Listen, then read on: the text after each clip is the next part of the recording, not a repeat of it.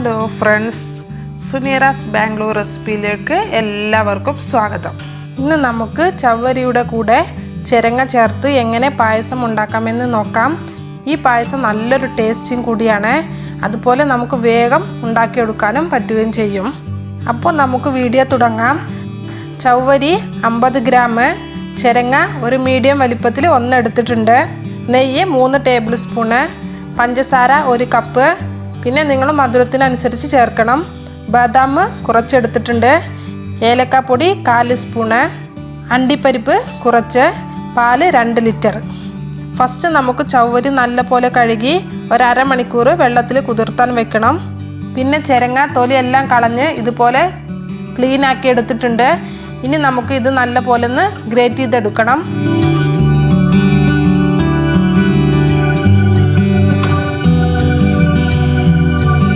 ഇപ്പോൾ ഞാൻ എല്ലാം ഗ്രേറ്റ് ചെയ്ത് എടുത്തിട്ടുണ്ട്. ഗ്രേറ്റ് ചെയ്യുന്ന സമയത്ത് ഇതിൽ വെള്ളം ഉണ്ടാകും. ആ വെള്ളം കളയരുത്. ആ വെള്ളം ഉപയോഗിച്ചിട്ട് വേണം നമുക്ക് ഇത് വേവിച്ചെടുക്കാൻ. ഫസ്റ്റ് നമുക്ക് പാല് നല്ല പോലെ തിളപ്പിച്ചെടുക്കണം. ഇത് 2 ലിറ്റർ പാലാണ്. ഇത് നമുക്ക് 1 ലിറ്റർ ആവുന്നത് വരെ വറ്റിച്ചെടുക്കണം. ഇപ്പോൾ പാല് പകുതി വരെ വറ്റി വന്നിട്ടുണ്ട്. ഇനി നമുക്ക് സ്റ്റൗ ഓഫ് ചെയ്യാം.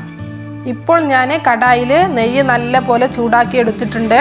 ഇതിലോട്ട് നമുക്ക് അണ്ടിപ്പരിപ്പ്, മുന്തിരി, ബദാമും ചേർത്ത് കൊടുത്ത് നല്ല പോലെ ഒന്ന് വറുത്ത് കോരി മാറ്റാം.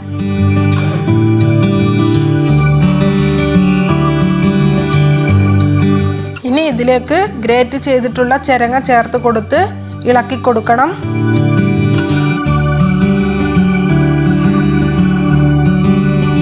എന്നിട്ട് ചവ്വരിയും ചേർത്ത് കൊടുക്കണം. ഇനി നമുക്കൊരു 5 മിനിറ്റ് വേവിച്ചെടുക്കണം. ഇത് മൂടി വെക്കാതെ ഇതുപോലെ ഇളക്കി കൊടുത്ത് വേണം നമുക്ക് വേവിച്ചെടുക്കാൻ. മൂടി വെച്ച് കഴിഞ്ഞാൽ ഇതിൽ വെള്ളം അധികം ഉണ്ടാകും. പിന്നെ ഇതുപോലെ ഇളക്കി കൊടുത്ത് നമുക്ക് ചവ്വരിയും വേവിച്ചെടുക്കാം. ഇതിൻ്റെ വെള്ളം വറ്റുന്ന സമയം കൊണ്ട് നമുക്ക് ചിരങ്ങയുടെ പച്ചമണം മാറുകയും ചെയ്യും. ഇപ്പോൾ വെള്ളം നല്ല പോലെ വറ്റിയിട്ടുണ്ട്. ഇനി ഇതിലേക്ക് പാല് ചേർത്ത് കൊടുക്കണം. എന്നിട്ട് നല്ല പോലെ ഒന്ന് തിളച്ച് വരണം.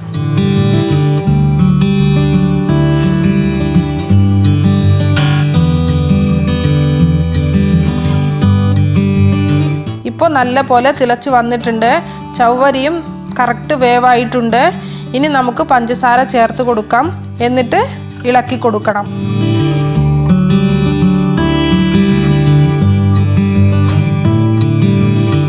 ഇപ്പോൾ പഞ്ചസാര നല്ല പോലെ മെൽറ്റായി വന്നിട്ടുണ്ട്. ഈ സമയം നമുക്ക് ഏലക്കാപ്പൊടി ചേർത്ത് കൊടുത്ത് ഒന്ന് ഇളക്കിയതിന് ശേഷം സ്റ്റൗ ഓഫ് ചെയ്യാം. ഇനി ഇതിലോട്ട് നമുക്ക് അണ്ടിപ്പരിപ്പും മുന്തിരിയും ബദാമും ചേർത്ത് കൊടുക്കണം.